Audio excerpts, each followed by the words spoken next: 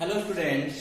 तो last lecture में हम स्टडी कर रहे थे एंथर के स्ट्रक्चर्स या एंथर में पोलन ग्रेन की डेवलपमेंट कैसे होती है उसके बारे में हमने स्टडी किया था। आज हम जो माइक्रोस्पोर मदर सेल बने थे, हमने लास्ट टाइम पढ़ा था एमएमसी या पीएमसी पोलन मदर सेल। उससे क्या बना, चार जो माइक्रोस्पोर बने थे, चार माइक्रोस्पोर बने थे। उससे वो माइक्रोस्पोर अलग अलग हो जाते हैं, वो भी आपको बताया था। वो आपस में अटैच किससे होते हैं, कैलोस से होते हैं। और जो कैलेस एंजाइम होता है उनकी वॉल को ब्रेक डाउन कर देता है, वो बाद में अलग अलग हो जाते हैं। वो अलग अलग माइक्रोस्पोर जो बन जाते हैं वो क्या होते हैं, पोलन। तो अब हम पोलन का स्ट्रक्चर या पोलन वर्क किस प्रकार से करता है वो हम स्टडी करेंगे। तो पोलन क्या है, अपना मेल गैमीटोफाइट, जहां पे मेल गैमीट की डेवलपमेंट होती है, वो डेवलपमेंट हम इस लेक्चर के अंदर स्टडी करेंगे। तो स्टूडेंट्स क्या है पोलन, जैसे यहाँ पे ये अलग हुआ तो हम एक माइक्रोस्पोर या जो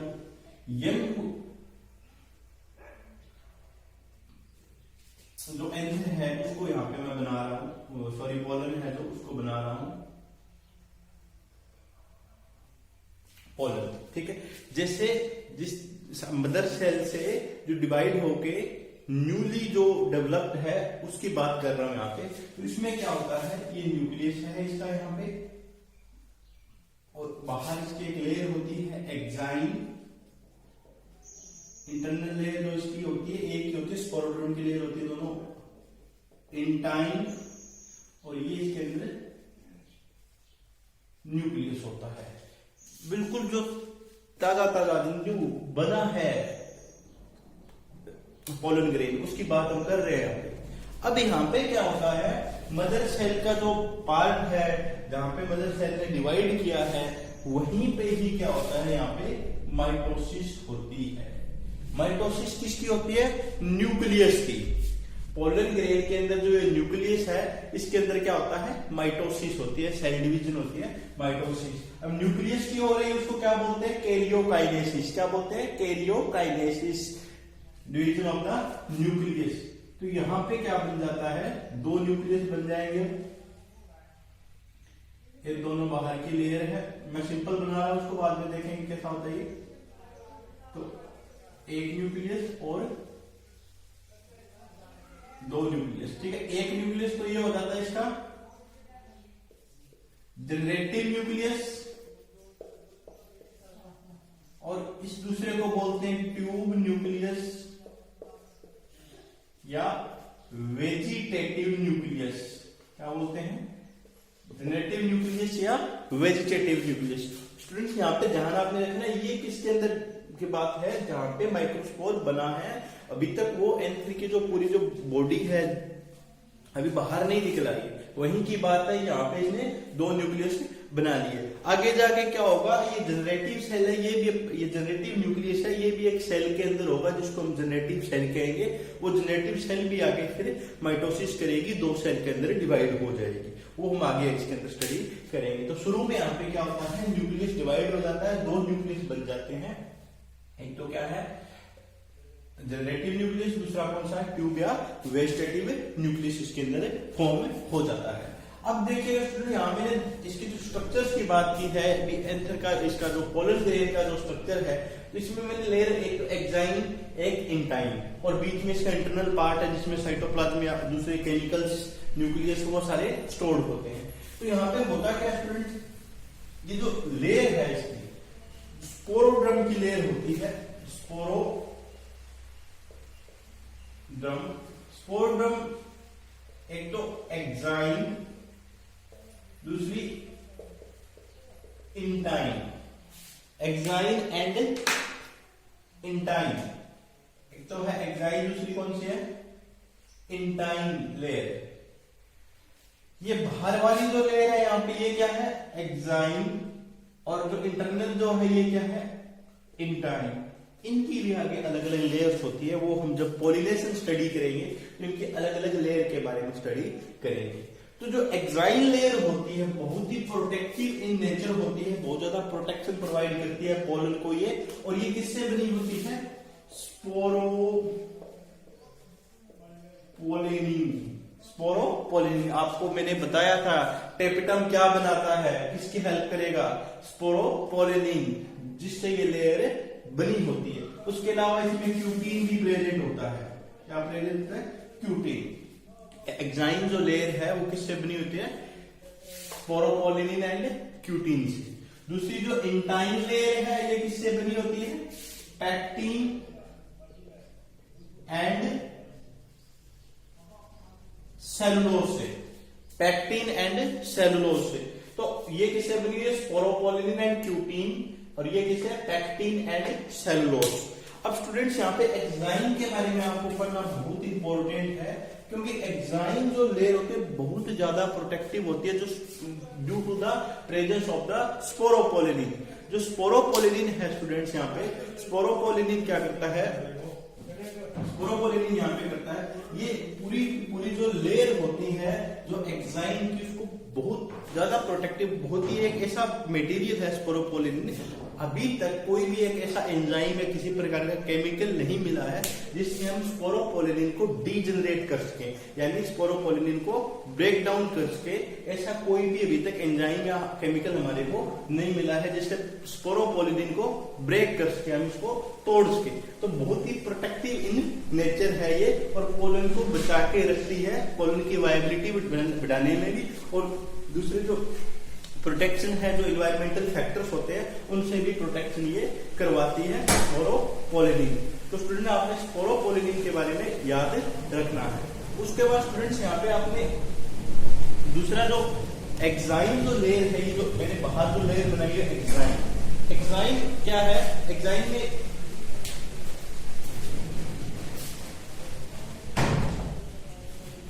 एक्साइन में क्या होता है स्टूडेंट्स? सॉरी, एक्साइन में स्टूडेंट्स क्या होता है, यहाँ पे कुछ जगह पे स्पोरोपोलिनिन वीक होती है, कुछ जगह पे स्पोरोपोलिनिन वीक होती है। नेक्सीन या नेक्साइन जो होते हैं प्रेजेंट होते हैं, वो हम जब पोलन जर्मिनेशन जो पॉलिनेशन पढ़ेंगे तब आपको बताएंगे, वहां पे वीक होती है। ये वीक इसलिए होती है ताकि बाद में जब पोलन ट्यूब की फॉर्मेशन हो तो पोलन ट्यूब वहां से निकल सके। छोटे छोटे पोर इसके अंदर रप्चर्ड होती है वहां से ये, ताकि वहां से जो पोलन ट्यूब अंदर से बनेगी वो इसके अंदर से बाहर की तरफ निकल सके। तो ये स्पोरोपोलिनिन या एक्साइन लेयर के बारे में है। दूसरा कौन सी है? इंटाइन। इंटाइन किससे बनी है? पैक्टीन एंड सेलुलोज से। पैक्टीन ये अंदर वाली लेयर जो है पैक्टीन और सेलुलोज से बनी होती है। इसमें यहाँ पे क्या है? ये जर्म पोर, जर्म पोर का पॉइंट है। जर्म पोर वो जर्मिनल पोर है जहां से जर्मिनल ट्यूब या पोलन ट्यूब है, वो during the time of the pollination, जब पॉलिनेशन हुई है, पोलन ग्रेन स्टिग्मा के ऊपर जाएगा, स्टिग्मा के ऊपर जाके गिरेगा। उस टाइम क्या होगा? ये जब स्टिग्मा के ऊपर गिरेगा उस टाइम ये पोलन ट्यूब जो निकलती है, आपको याद होगा, ऐसे स्टिग्मा यहाँ पे गिरेगा तो यहाँ पे पोलन ट्यूब बनती है। वो पोलन ट्यूब इसी की बनती है और ये पोलन जर्म पोर से ही निकलती है। तो इसको क्या बोलते हैं? जर्मिनल पोर या जर्म पोर। तो यहाँ दो लेयर है, ये पोलन का स्ट्रक्चर है, एक एक्साइन लेयर है, एक इंटाइन लेयर है। ये तो मैंने सिंपल आपको इसके जो ये इसके अंदर क्या है, इसका न्यूक्लियस है। आप इसको एक तो ट्यूब न्यूक्लियस बोल सकते हैं, दूसरा न्यूक्लियस यहां बनाया इसको क्या बोल सकते हैं? जनरेटिव न्यूक्लियस, जो अभी आपको बताया है। तो दो न्यूक्लियस यहाँ पे प्रेजेंट है, जनरेटिव एंड वेजिटेटिव न्यूक्लियस। ये तो इसके सिंपल जो स्ट्रक्चर्स है वो आपको बताया भी, इसकी लेयर क्या काम करती है, कितनी प्रोटेक्टिव होती है। स्पोरोपोलिनिन बहुत ज्यादा प्रोटेक्टिव लेयर है जो इनको प्रोटेक्ट करके रखती है। अब इसके अंदर डिवीजन कैसे होती है? पूरी जो पोलन ग्रेन होता है उसके अंदर जो सेल डिवाइड किस तरह से करती है, या इसके अंदर क्या काम होता है, वो हम स्टडी करेंगे। तो स्टूडेंट्स, स्पोरड्रम और एक्साइन के बारे में आपको पता लग गया। अब क्या है? अब मैंने आपको बताया था ये एक क्या है? एक्साइन लेयर है। इंटरनल इसके कौन सी लेयर आएगी? Intine and exine and intine, exine, और दूसरी लेयर यहां पे बना रहा हूं मैं दोबारा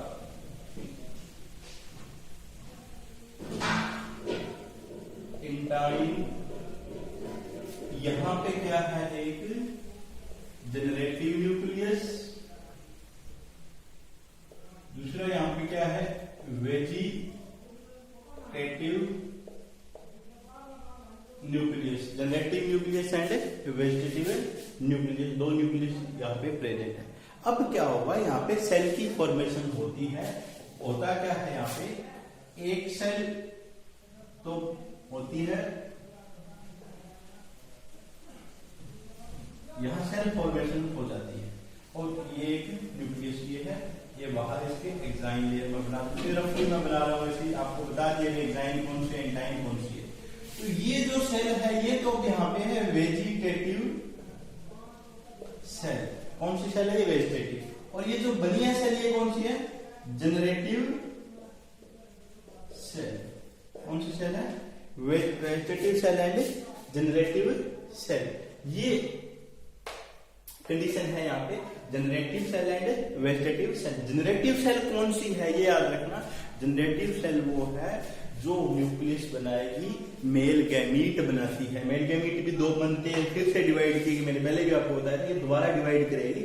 और ये वेजिटेटिव सेल कौन सी है, ये पोलन को गाइड करती है, एंड पोलन ट्यूब में आगे आगे उसका मटेरियल पूरा फ्लो करता रहता है। पोलन को जो मेल गैमीट होंगे उनको गाइड करेगी आगे एंटर करने के लिए फीमेल गैमीट के अंदर, ये जो फीमेल ओव्यूल जो होता है उसके अंदर एंटर करने के लिए पार्ट गाइड करता है। न्यूट्रिएंट्स भी यहाँ पे प्रेजेंट होते हैं। और ये जो जनरेटिव सेल है ये वेजिटेटिव सेल के साइटोप्लाज्म में ही फ्लोट कर रही होती है, ये बात नोट कर लेना।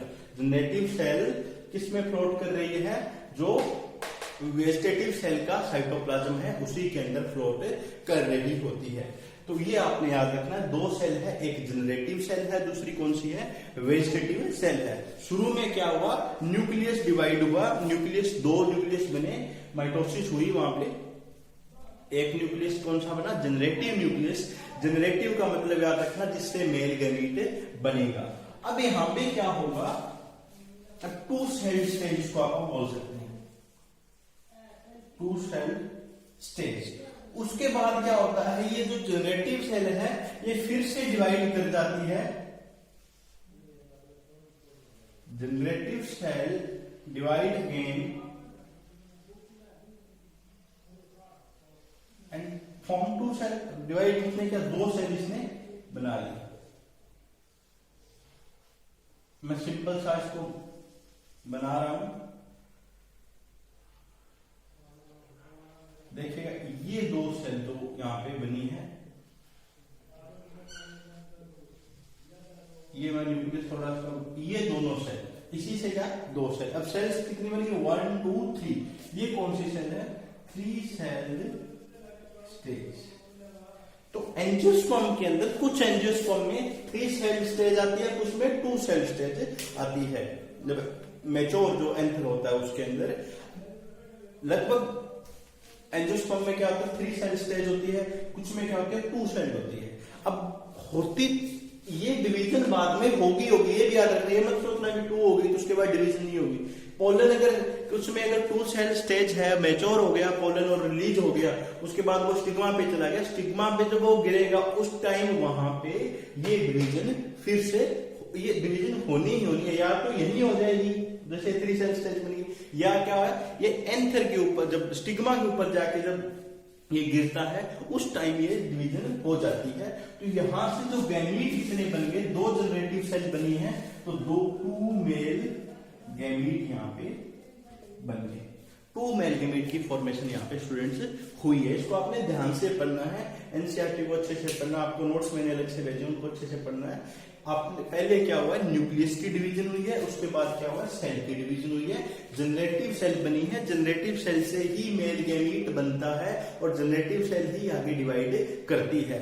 इसको आपने ध्यान से इसको स्टडी करना है। 2 इसकी लेयर है, एक्साइन है, इंटाइन। एक्साइन के भी आगे पार्ट है, इंटाइन के भी, वो हम स्टडी जब पोलिनेशन पढ़ेंगे, जब हम वहां पे फर्टिलाइजेशन देखेंगे उस टाइम इसके बारे में स्टडी करेंगे। तो ये पोलन ग्रेन का स्ट्रक्चर है, या पोलन ग्रेन अब मैच्योर हो गया। अब पोलन ग्रेन क्या करेगा, यहाँ पे रिलीज होगा। पोलन ग्रेन क्या होगा, रिलीज होता है। कल मैंने बताया था ये मैच्योर होके वो जो एंडोथीशियम की लेयर है वो रप्चर हो जाती है। जो फाइब्रस या अल्फा सेलुलोस की हमने बात की थी, अगर कहीं पे नाम फाइब्रस की बात आए, फाइब्रस लेयर, तो वो अल्फा सेलुलोस की हमने जो बात की थी, thickening of the alpha cellulose, वो आपस में क्या है, रप्चर हो जाती है, टूट जाती है और वहां से पोलन रिलीज होने लग जाते हैं। उस पॉइंट को स्टोमियम कहते हैं, लाइन ऑफ डेहिसेंस या स्टोमियम जो बोला था। अब ये पोलन वहां से रिलीज होगा इस फॉर्म के अंदर, या तो 2 सेल स्टेज के अंदर हो जाता है या 3 सेल स्टेज के अंदर रिलीज होता है।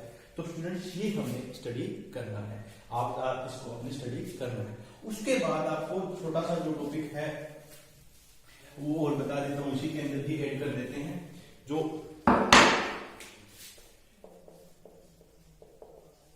Dehiscence of pollen. इस विषय मैंने इसको लास्ट लेक्चर में भी आपको बता दिया था, पर मैं थोड़ा दोबारा बता देता हूं। अब पोलन क्या हो गया है, मेच्योर हो गया है, तो यहां पे क्या है, ये आपके जो पोलन शेप थे इसी प्रकार से थे ना,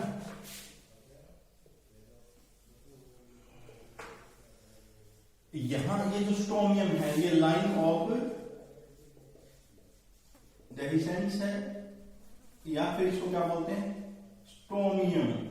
स्टोमियम यहां से क्या है, एंड इसके अंदर बहुत सारे पोलन मैच्योर हो गए। पहले यहाँ पे मैंने कल भी बताया था, यहाँ पे आपको 2 थीका दिख रहे थे, अभी एक ही रह जाता है, बाद में मैच्योर जब एंटर हो जाता है, यहां से ये क्या हो जाता है, रप्चर हो जाता है और पोलन बाहर की तरफ रिलीज होने लग जाता है।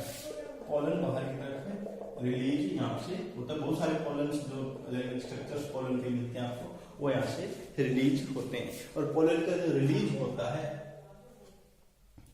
उसको क्या बोलते हैं, डेहिसेंस ऑफ द एंथर या डेहिसेंस ऑफ द पोलन। ये रिलीज होगा, टूट जाएगा यहाँ से, ठीक है, कहां से, एंथर से, ठीक है। तो ये यहाँ से रिलीज हो जाएंगे इन्वायरमेंट के अंदर, इन्वायरमेंट के अंदर रिलीज होकर आगे पोलिनेशन प्रोसेस से करवाएंगे। पोलन के कुछ सिग्निफिकेंस हो सकते हैं, पोलन के कुछ बेनिफिट्स हो सकते हैं, कुछ पोलन के लॉसेज भी हो सकते हैं। बेनिफिट्स की बात करें तो बेनिफिट्स तो हमें पता है, ये पोलिनेशन करवाते हैं, फ्रूट बनाते हैं, प्रोडक्ट बनाते हैं, जो हमारे एनवायरमेंट को स्टेबल रखने के लिए बहुत ज्यादा इंपॉर्टेंट है। और लॉस उसके क्या है, पोलन एलर्जिक भी होते हैं, बहुत सारे अलग अलग ब्रोंकियोल डिजीज कॉज करते हैं, रेस्पिरेटरी जो डिजीज होते हैं वो कॉज करते हैं, अस्थमा लाइक जिनके प्रॉब्लम होती है उनको बहुत ज्यादा परेशान करते हैं ये लोग। ये जो पोलन्स होते हैं जब एंटर कर जाते हैं बॉडी के अंदर, उसके अलावा एलर्जिक रिएक्शन करवाते हैं। तो ये पोलन के कुछ लॉस और बेनिफिट्स है, वो आप पढ़ लेना। एंड इसको हम जब ये चैप्टर कंप्लीट हो जाएगा उसके बारे में, पोलन के जो डिजीज कौन कौन से पोलन कर सकता है उसके बारे में पूरा एक लेक्चर हम स्टडी करेंगे। उसके बाद हम बात करें पोलन की वायबिलिटी की। वायबिलिटी है कि पोलन कितने टाइम तक सर्वाइव कर सकता है। तो बहुत सारे पोलन है वो सिर्फ 30 मिनट तक ही सर्वाइव कर सकते हैं। जब रिलीज होने के बाद, मेच्योर होने के रिलीज होने के बाद क्या है, 30 मिनट तक ही सर्वाइव कर सकते हैं। और बहुत सारे पोलन काफी टाइम तक भी रह सकते हैं, वो डिपेंड करता है उनकी स्पीसीज के ऊपर। अगर आप जैसे -196 डिग्री सेल्सियस के ऊपर लिक्विड नाइट्रोजन के अंदर इनको स्टोर करके लंबे टाइम तक इनको स्टोर रख सकते हैं। जैसे बहुत सारे पोलन आपने सुना होगा तो स्पेस के अंदर भी स्टोर किए हुए हैं, वो इसलिए स्टोर किए हुए हैं कि अगर अर्थ पे कोई प्रॉब्लम आ जाए या अर्थ पे कभी भी मान लो सारी नेचर यहाँ की जो डिस्ट्रॉय हो जाए, उसको दोबारा बनाने के लिए उन पोलन का यूज किया जाएगा। तो उसके अलावा पोलन का एक यूज हो रहा है, जो आजकल हम पोलन टेबलेट्स खाते हैं न्यूट्रिएंट्स लेने के लिए। तो ये सारे हम एक पूरा लेक्चर पोलन के ऊपर हम अलग से इस चैप्टर को कंप्लीट होने के बाद बनाएंगे। आज आपने क्या करना है, पोलन ग्रेन का स्ट्रक्चर, उसकी लेयर के बारे में, उसमें जो सेल बनी है वेजिटेटिव सेल और जनरेटिव सेल, उनके बारे में स्टडी करना है। Okay guys, thank you.